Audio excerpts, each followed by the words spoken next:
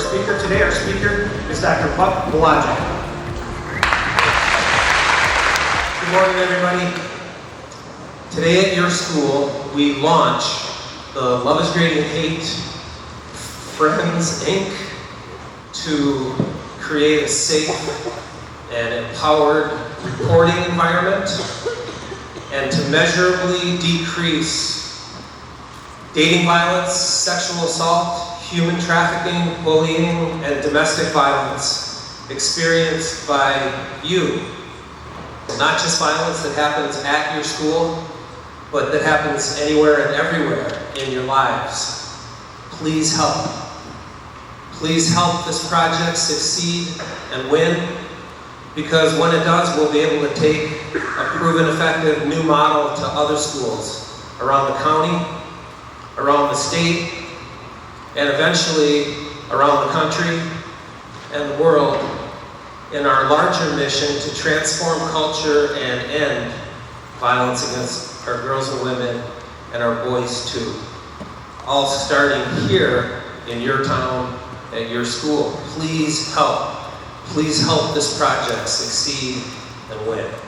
This project started really 6 years ago with the death of my daughter. She was killed by a friend who also went to your school and sat in the seats you sit in right now. A straight A student who had never been in any trouble until he killed Jesse. I'm here today not only to launch Jesse's Legacy Project, your project, but really just to share her story with you. And it's called A Message from Jesse. Warning, it's graphic and disturbing, but it's also full of strength and resilience when life punches you in the gut. It's full of hope, it's full of purpose, and above all, it's full of forgiveness and love. Some of you might be triggered by what you're about to see and hear, especially in the first few minutes. Triggering is when strong emotions from bad things that have happened to us in the past resurface again. If you're triggered today, please talk to somebody. There's a table just outside the door. It's staffed by trained advocates from Friends, Inc. They're our local service organization for people who've experienced sexual or physical violence. And they know how to help you. And they're also not mandatory reporters, so they will keep your conversations confidential. If you're triggered today, please talk to somebody. If you don't want to talk to them now, take a card or get contact info. You can text them, email them, or call anytime, either for you or if you know a friend who might be in trouble also. And if you don't even want to do that, just talk to someone. 6 years, 2 months, 4 days ago now.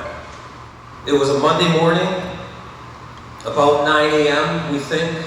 My wife Joy had gone to work, I'd gone to work. 19-year-old Jessie was home alone, sleeping peacefully in her own bed. Jessie was the fiddler in her first community theater, Fiddler on the Roof by the Hartford Players. She was sleeping in. They performed Friday, Saturday, and Sunday. They had the traditional cast party late Sunday night, and she was sleeping in for the first time really that summer when a friend came in, went upstairs, and attacked Jessie in her sleep. He hog-tied her, gag-balled her, tape around her face and head to hold the gag ball, and he raped Jessie. And then he reached for his backpack. The DA called it his murder kit. He pulled out a rope. He put it around her neck. 210-pound man, 110-pound girl, and he pulled with all his strength for it had to be over a minute.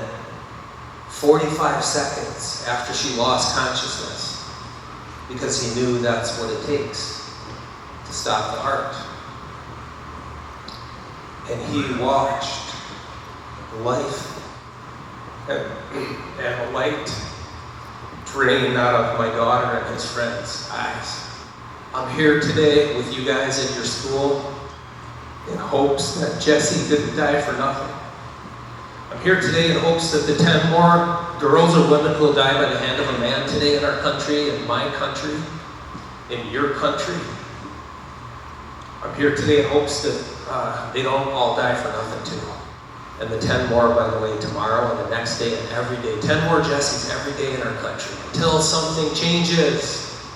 But that's not going to be up to me. That's way too big of a job for one guy, transforming culture, changing the way people think and behave. And I don't just mean perpetrators, and I don't even just mean victim, survivor, thrivers.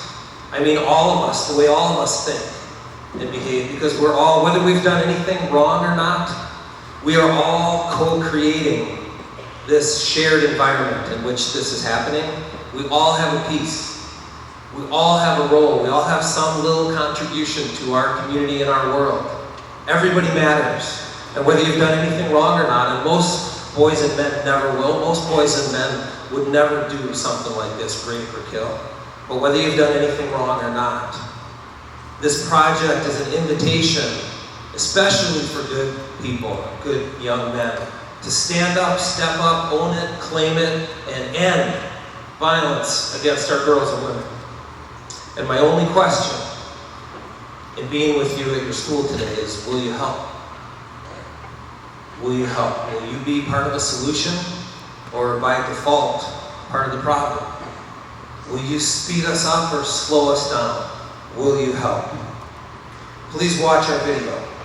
You're going to hear parts of 3 songs. The first 2 are Jessie. The second is an original.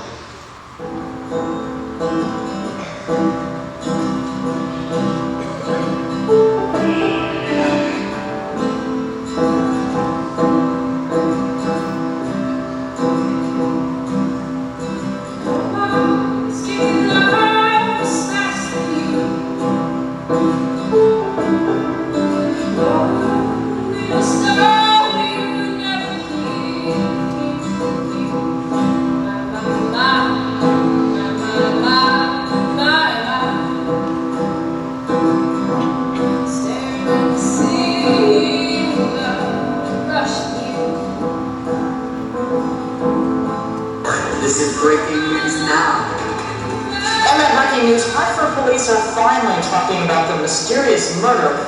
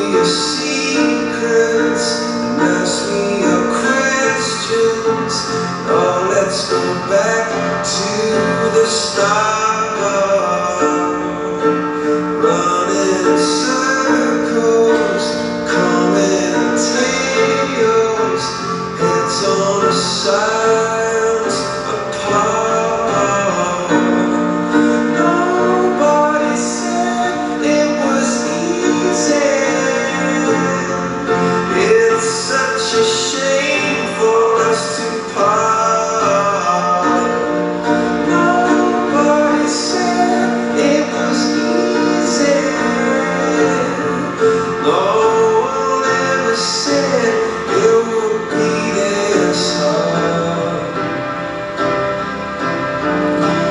take me back to the start.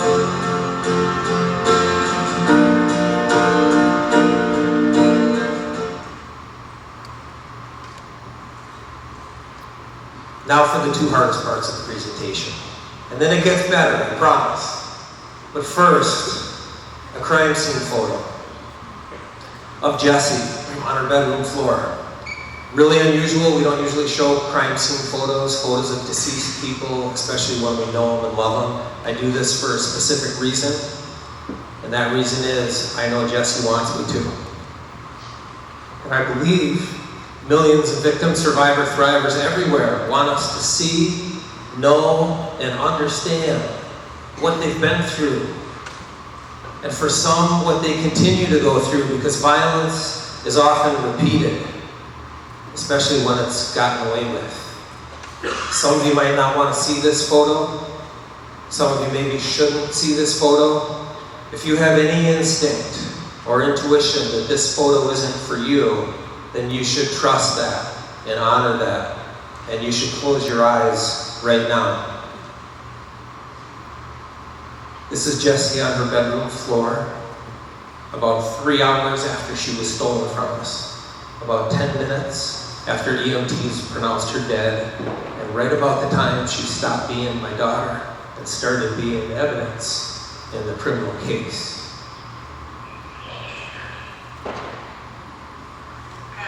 Second hard thing, I want to play about a 1-minute piece of the call that Joy, my wife, made when she came home from lunch and found Jessie. Same reason. I want people to hear the anguish, because it's not just the victim of violence who's directly affected, it's everybody who knows and loves them. In Jessie's case, literally thousands of people whose lives will never be the same because of what happened. And it's forever.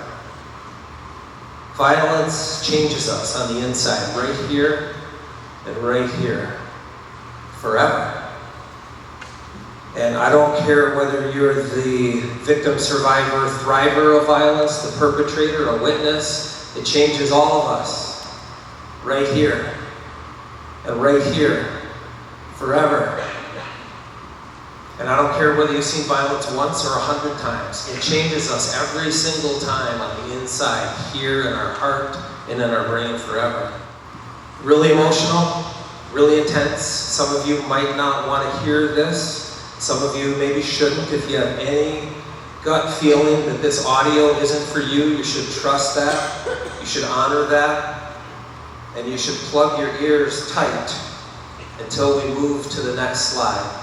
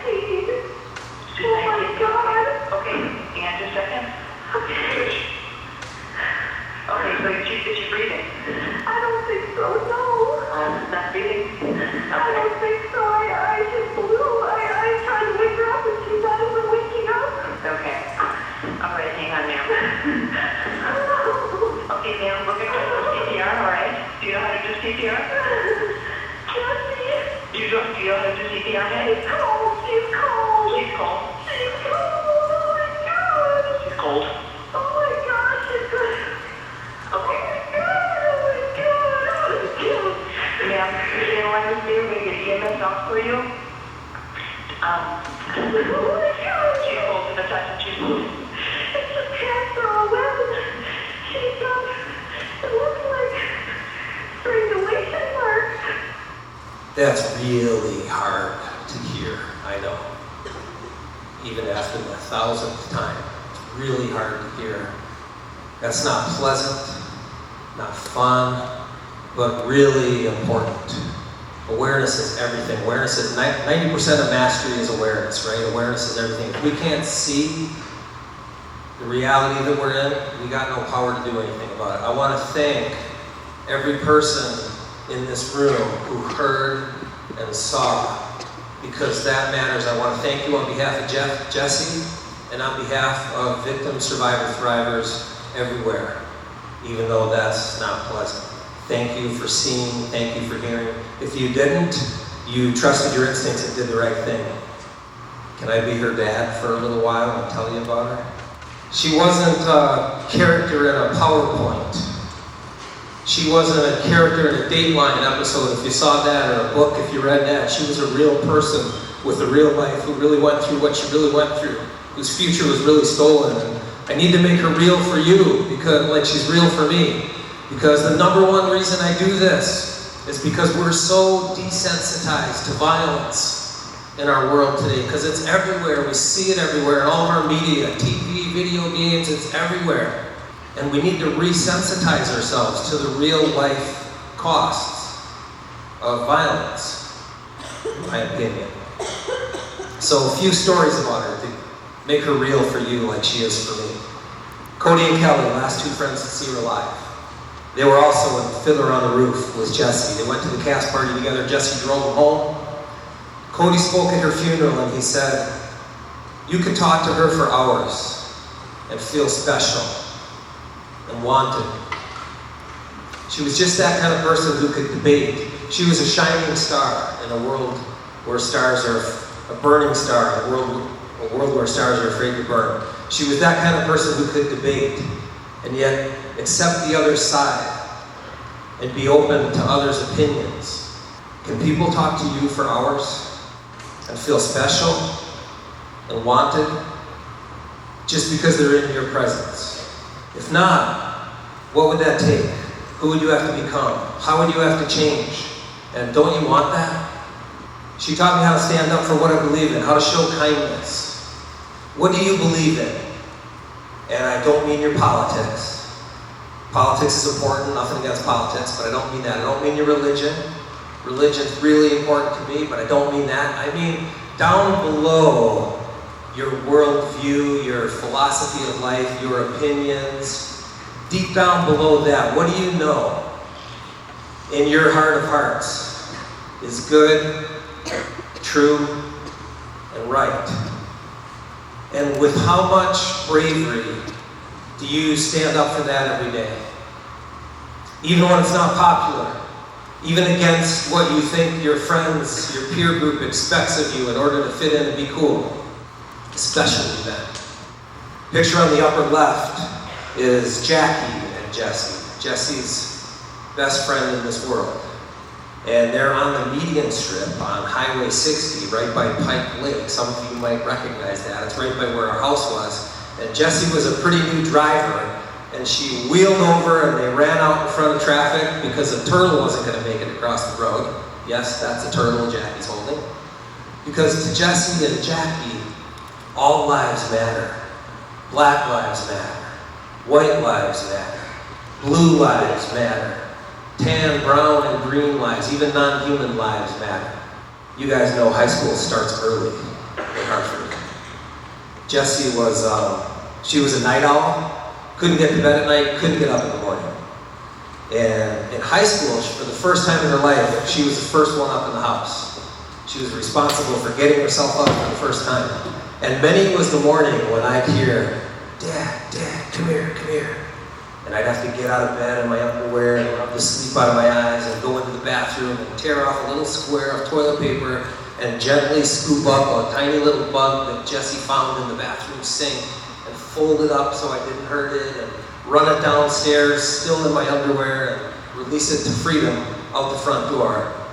Because Jessie knew that if Mom beat Dad to the bathroom, that bug was dead. Because to Jessie and Jackie, all life matters. Everyone's life, big, small. How sacred is life to you? How much does life matter? Other people's lives, people you'll never meet on the other side of the world. Maybe people in high school who are just peripheral friends or you don't even know really very well. How much do people's lives matter? How much does your own life matter to you? How much does life matter to us? Two pictures on the right are at the cast party, Jesse's last night on Earth. There was a llama farm at the cast party. And if you notice the middle picture, there's no fence, there's no people. That's because everyone else was on the correct side of the fence. My renegade daughter went over that fence and into the llama compound, and months after she was killed, one of her friends told me about that night, and they said when she went in there, they warned her. They warned her that llamas spit. How many of you have been spit on by a llama? Anybody? There's one, there's two.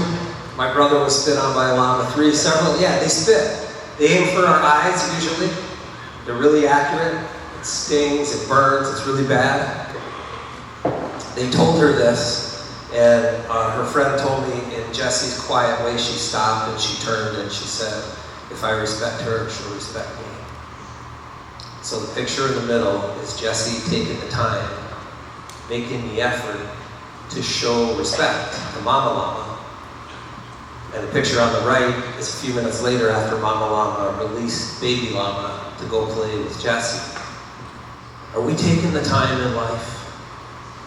Are we making the effort in life to show respect to everyone and everything that we come into contact with from the time we get up in the morning till the time we go back to bed at night?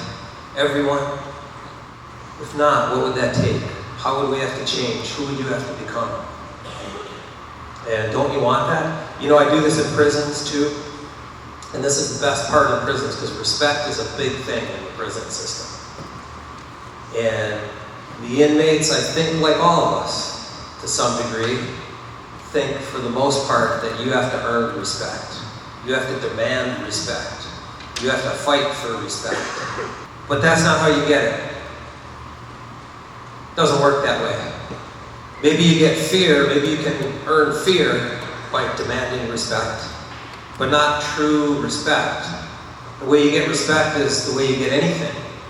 It's the law of the universe. What goes around comes around. As you sow, you reap. The law of karma. It's in every major religion in the world. By giving respect. I hope we develop a daily practice of giving respect to everyone and everything. And you'd be amazed if you don't do this as a daily practice. I never did for 53 years, you guys. I was kind of a cocky, I better not say the rest at school. And Jesse's death changed me. And it is amazing how much respect you get when you just give people respect. People love that. Jesse got a purse. Don't know where you get your purses from, ladies, in Hartford. Maybe Mayfair Mall, Brooklyn Square, online, I don't know. Jesse's came from Ecuador. It was a fair trade purse. Who knows what fair trade is? Few people, okay? I won't explain it, but Jesse believed that everybody should have a shot at building a life. So she bought fair trade, whatever possible, and her purse came from a little craftsman in Ecuador. And Mom and Dad wanted to support that. We liked that she liked that, so we probably paid 10 times in shipping what the purse was worth, but we wanted to support Jesse. And on that Ecuadorian fair trade purse of Jesse's, she had a bunch of buttons. And the biggest one was my favorite one, and it said, I'm in this world to change this world. And she meant it. What are you here for? What are you in this world for? Is it random? An accident that you're here now? Is there some purpose? Have you discovered or invented your calling yet? If not, it's time. It's time. The clock's ticking. It's time. If we have time for a question at the end, I don't think we will, but somebody please ask me how you find your calling. Or reach out to me, email me. What are you here for? What are we here for? What gift do you have for humanity that you're supposed to give us before your buzzer goes off and you're done here? Now, after Jesse's murder, Joy pulled out the 3 big brown paper grocery bags full of her stuff that she saved from 12 years of school.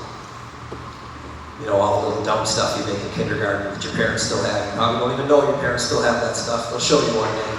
Little ashtrays that nobody knows is an ashtray. One of the things Joy found was Jesse's 11th grade lit notebook.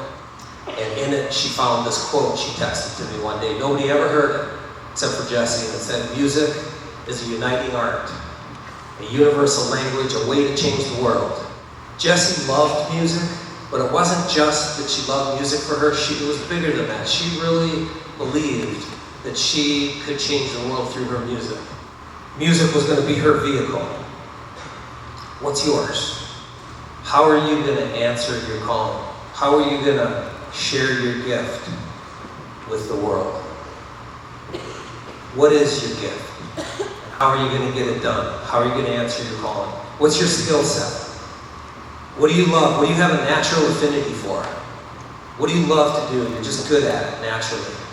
What are you supposed to share with the rest of us, and how are you going to do that? Jessie was a kid of causes. Some of you are too. She had causes in her life. It started in 6th grade. She was 12 years old. She found PETA online.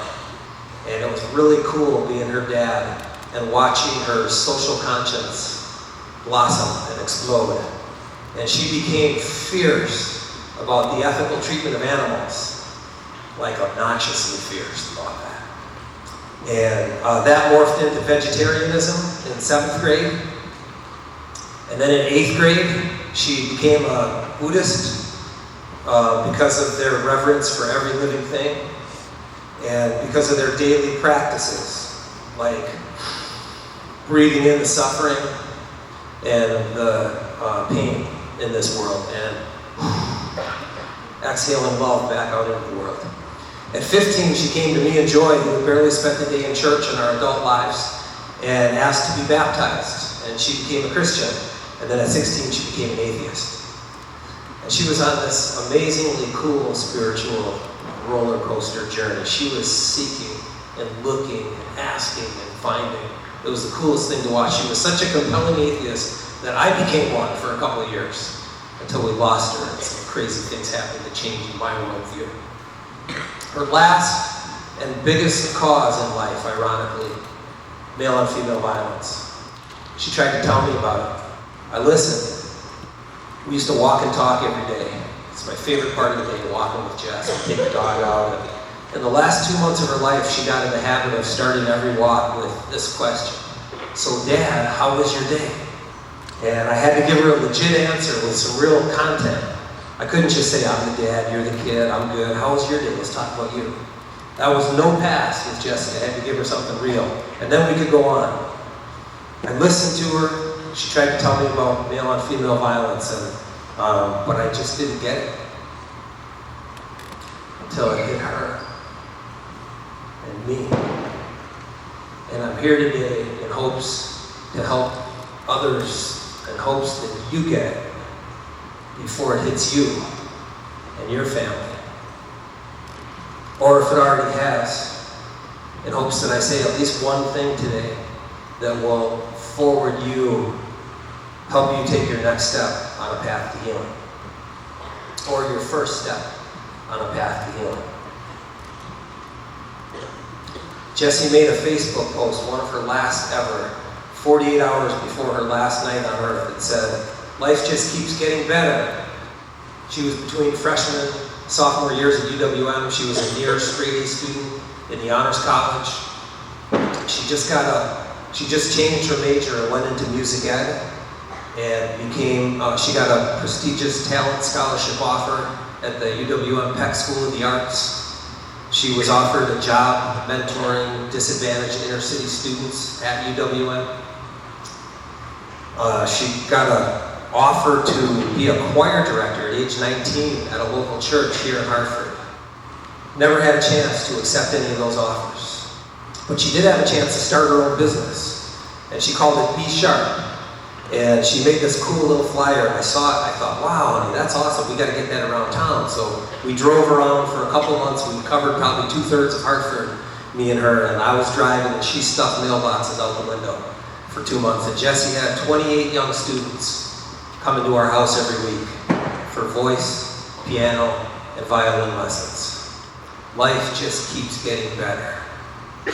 She saw her path.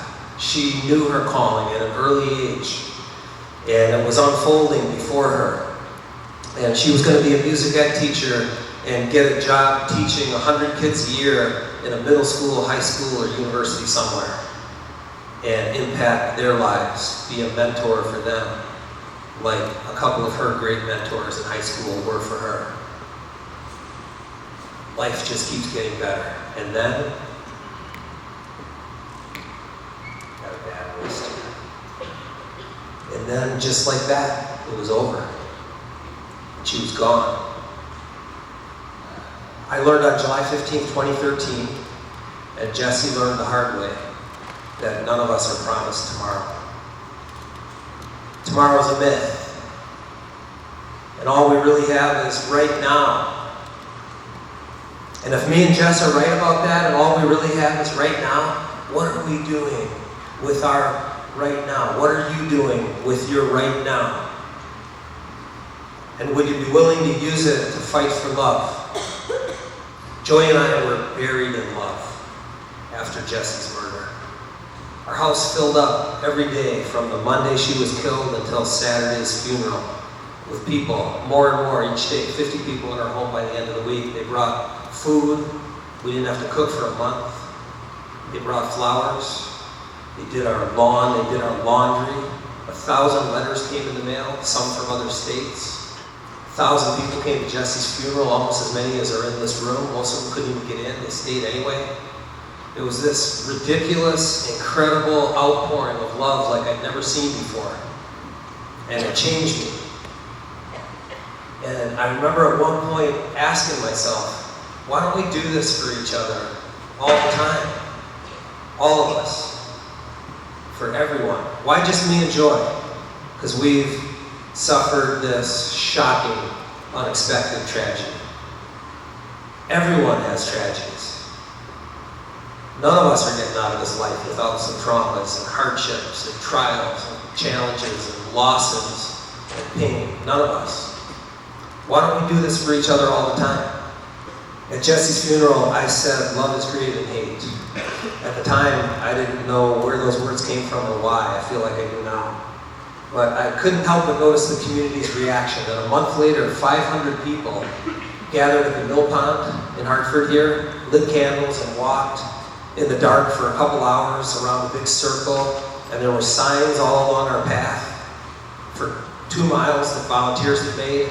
And there was a big banner in the pavilion at Westside Park that somebody spent hours on. And everyone had on one of these blue wristbands that a friend spent $450 of their own money on without us even knowing about it. All of which said, love is greater than hate. Love is greater than hate started that day in our town.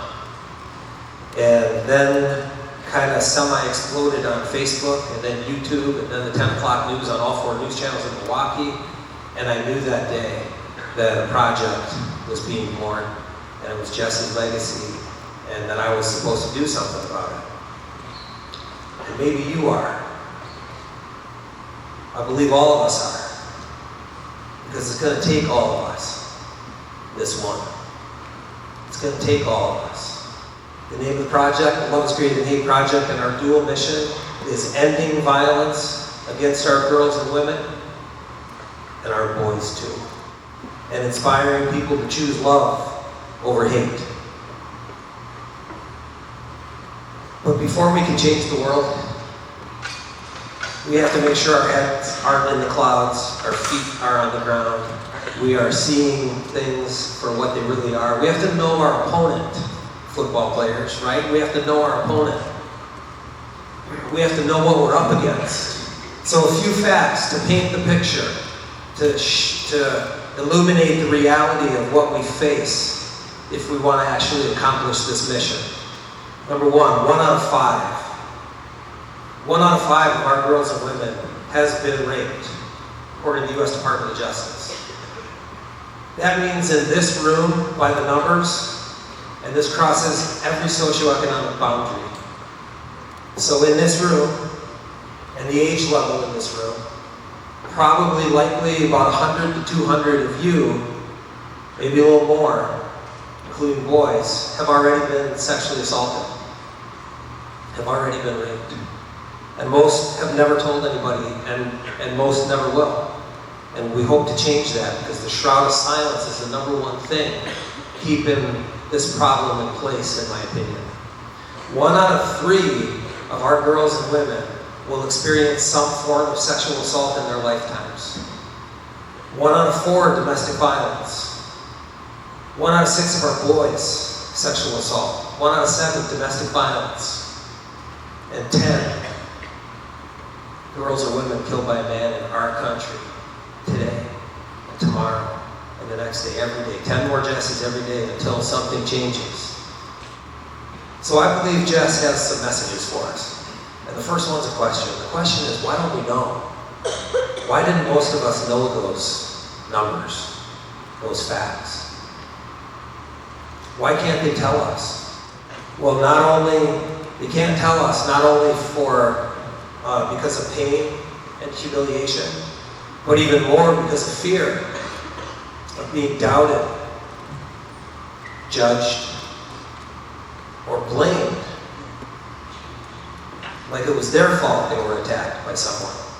Who are we as a society that that's true?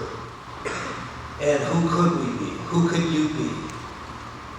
Who could you guys be as a person that people would see in you something that they sensed was trustworthy, and they knew that with you they could take their next step on their healing path and share their story and their truth, maybe their first step? Who would you have to be?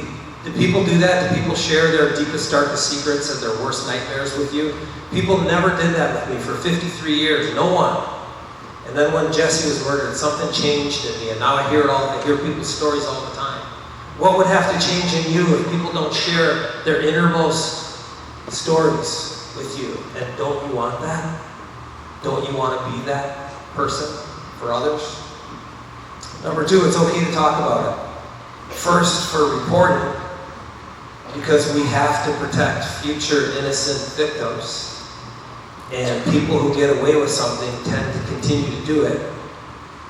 But also, especially for healing, because you're never going to heal from the worst thing that ever happened to you by keeping it bottled up inside, secret, hidden from the world and everyone in it.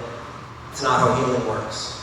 When you're ready, when the time is right for you, and there's no rush, find someone you can trust. Not easy sometimes. We've all been burned on that one. We all have burned others on that one, and we all will again.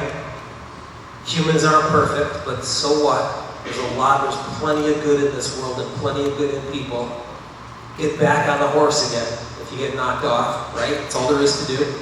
Find someone you can trust, and then find your courage and share your story and find your voice. And you will also find your freedom and your power.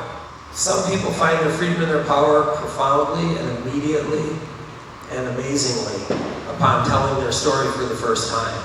And it's life-changing. For most, it's more of a process. For some, it's a lifelong journey, and it gets worse before it gets better. But it's the only way. It's the only way to true freedom and power is to be your true honest self. No secrets hidden from the world. Proud of who you are. It's okay to talk about it because it's not your fault. Do we blame the bank teller for the bank robbery? Do we blame the little old lady for the purse snatching? The driver for the carjacking? That's ridiculous, right? Why isn't this equally ridiculous? This is the only crime where the victim becomes the accused. Frida Adler, famous criminologist. It's okay to talk about it because it's not your fault, and it doesn't matter what anyone was wearing. But what was she wearing? I have to watch out in schools because there's no stupid questions, right? Well, I'm sorry, but maybe there are. To me, this is one of them. What was she wearing? What does that have to do with anything? Am I going to really blame my choices, my actions, my violence, my criminal felony behaviors on the clothing that another human had on or failed to have on? Really?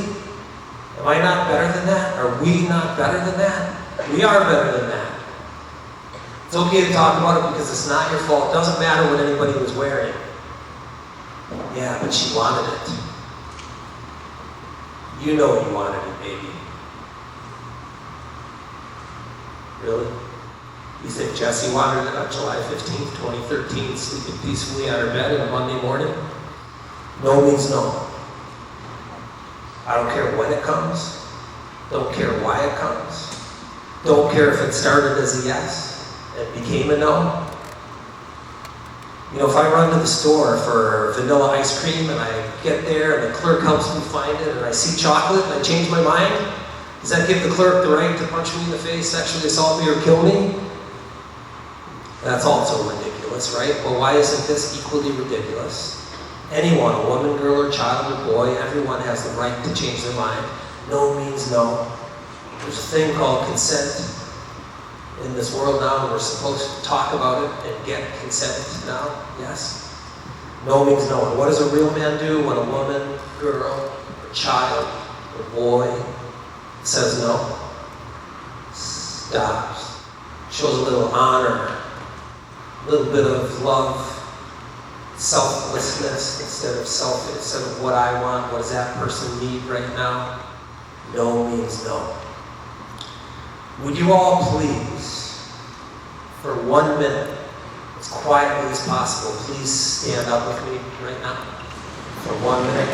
I want to give us a chance, because I believe Jessie wants us all to have the chance to take the pledge, but not out loud. Nobody out loud, just follow.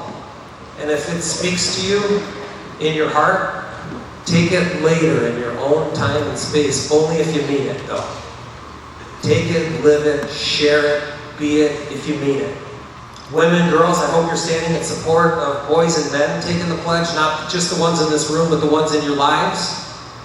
Share the pledge with them. At some point in the school year, one of your lessons that I'll tell you about in a minute, you'll get a bookmark with the pledge. You can also find it on our website.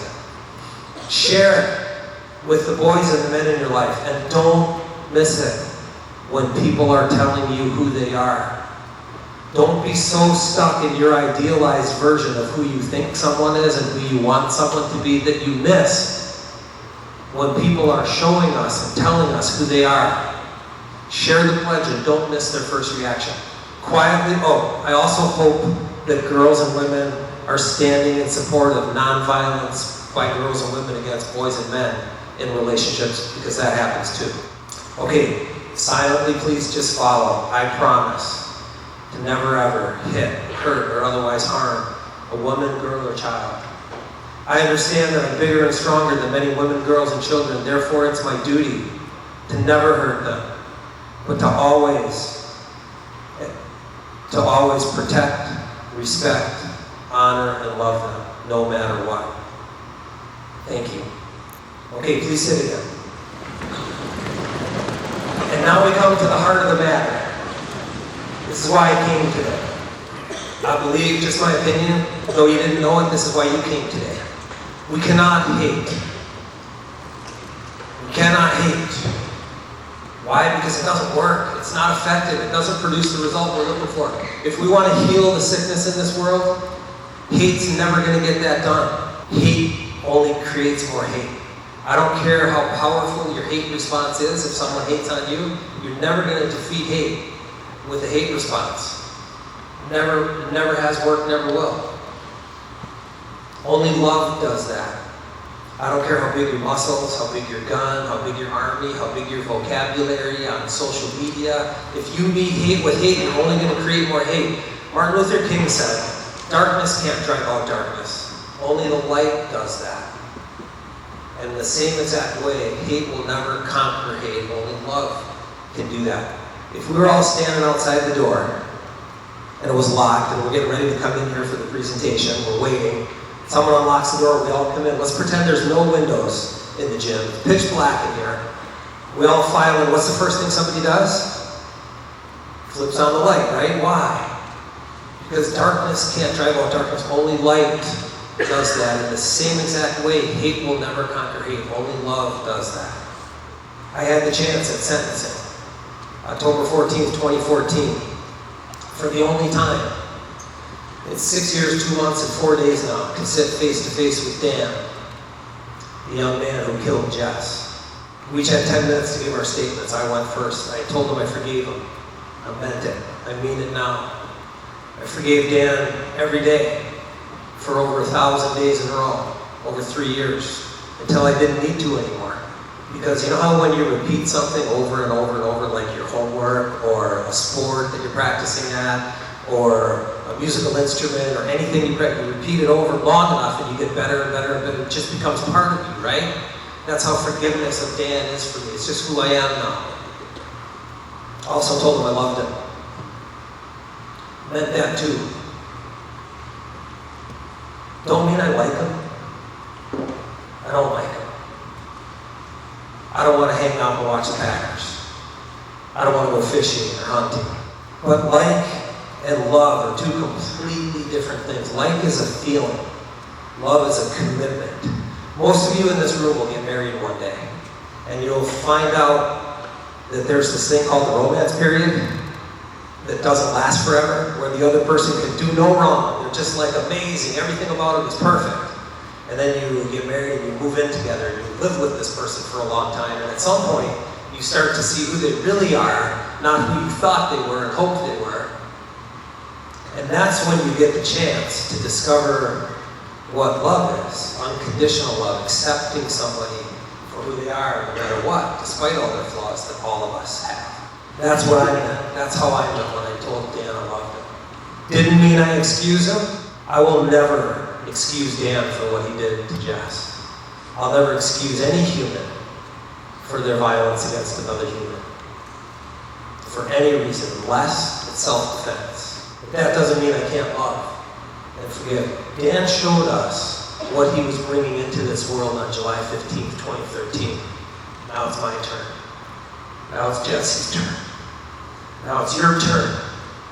What are you bringing? What are you bringing into this world? I have to ask you, if the dad of a murdered girl can forgive the killer, who is it that you can't forgive? What is it? How long have you held it in here for? And at what cost? And would you be willing, if you believe like I believe, not saying you do, not saying you should, but for those of you who believe like I believe, that forgiveness and love has the power to change everything. And I mean, I'm talking instantaneous, radical, transformative power to change everything. P.S. It does. And I hope all of us in this room discover that one day if you haven't yet. If you believe like I believe, would you be willing? Would you be willing to try? When I say who is it, what is it that you haven't forgiven, pick that one, the big one, the first thing that comes to mind. Pick that one, do that one. And I just have to say, because sometimes boys especially, I think, and men hear something that I don't mean to say. I want you to know that I know that the vast majority of boys and men in this room would never rape or kill or commit any kind of violence against a woman, girl, or child, or anyone. And are good people. And even those who do doesn't mean they're not good people. Doesn't mean they don't have the ability to change and transform themselves. Darkness can't drive out darkness, only the light can do that. Only love can conquer hate. Humans have to get better at meeting hate with love. We have to get better at meeting violence with peace, in my opinion. If there's any hope in this world, we have to practice at it a little bit. A little bit of a daily practice at meeting darkness with light. Nelson Mandela, 27 years in a South African prison, spoke out against his government, tried to topple his government and change apartheid in South Africa. I would imagine, don't you think, that most of those 27 years it looked to him like he'd never get out. Ending apartheid looked impossible, and getting out of prison probably looked impossible to him, I would think. And then one magic day, that cell door swung open, out walked Nelson Mandela, and became the president of his country, and a worldwide hero, and a beacon for social justice. I don't know about you guys, but when a guy like that talks, I listen. And Nelson Mandela said, it always seems impossible until it's done. Transforming culture, ending violence against our girls and women and boys is not impossible. We just haven't done it yet. In 1960, everyone thought getting to the moon was impossible. And 9 years later, we were on the moon. In Columbus's time, people thought crossing the Atlantic Ocean was impossible until we did it. Every social justice movement in history, don't you think, to the core grassroots group of people who started it, it looked like it had never happened? From feudal kingdoms and dictatorships to democracies all over the world. The women's right to vote. Did you ever see the History Channel stories on the suffragette movement, the 50 years of persecution that those women who fought for the right to vote endured? Looked impossible at the beginning to them. Now we take it for granted. Many of you will vote in the next election. You just take it for, well, of course women have the right to vote in the United States. Not in every country they don't. That had to be fought for. Isn't this one worth fighting for? Any violence? Every single thing you do matters. You have been created in order to make a difference. You have within you the power to change the world. Andy Andrews, the butterfly effect. Yeah, but I'm just a student at Hartford Union High School. You want me to change the world? Yes. Yes, I do. Yes, we expect that of you. Not the whole world all by yourself. Nobody can do that. I can't do that. You can't do that. Your piece, your circle, the people you touch in your life, in your world. Yes, I do. I do want you to change the world. I don't want any more Jessies. Sarah, I went to church with Sarah. I got the years, I forgot the years now, but about 8 years ago, she's 13, she goes to Mexico, family vacation, they come home, she comes up to Dad, Sarah says, Dad, I don't want Christmas presents this year. What? No presents, why? I just want money. What for, Sarah? For the dump children. Who's heard of the dump children? A lot of people, wow, that's getting better. They need us to know about them. They live in the dumps in Mexico and every country on earth. 99 out of 100 dump children, once they're in the dump, will never get out of the dump. They'll live the rest of their life in the dump until they die in the dump. They don't have a home, that's what they're doing in the dump. They don't have food, they eat garbage. Don't mean to be rude. I know life is hard for everyone, but you think your life is hard? How'd you like to live in a dump and eat garbage until you die? Sarah found this out, gave up Christmas presents as a 13-year-old, got $500 instead, and because it cost $250 to get a dump child documented, registered for school, and supplied, she sent 2 kids out of the dump and into school that year and gave them a future. You don't think one person can change the world? Don't tell those 2 kids. I wonder what you guys could do. Next year, same thing, they go to Mexico, they come home, Dad sees Sarah coming and says, Sarah, why don't you build a website? She does. Last I checked, 3 years ago, Sarah's website had raised $55,000 and sent over 200 dump children in 5 countries out of the dump and into schools and giving them a future. You don't think one person matters? I wonder what you could do. I wonder what we could do together if 1,500 of us at Hartford Union High School decided together to put our politics aside and to put our religions aside and to put our opinions aside and actually align and work together on a mission that we shared. I wonder what we could accomplish. 1,500 of us. Don't have time to tell you about 2 equally amazing young people doing equally amazing things. One of them, Hannah, went to your school and ran from Hayward to Milwaukee in 10 days, 250 miles, to raise awareness and money for human trafficking. Unbelievable. But you know, most of us don't have a great idea like that. Most of us don't know what to do. Maybe you want to do something, but you don't know what to do. Maybe you want to help, but you don't have an idea. Maybe you just want to do a couple little things. Not something big and huge like run from Hayward to Milwaukee, but just a little thing here and there. Maybe just to help Jesse's life and death count for something.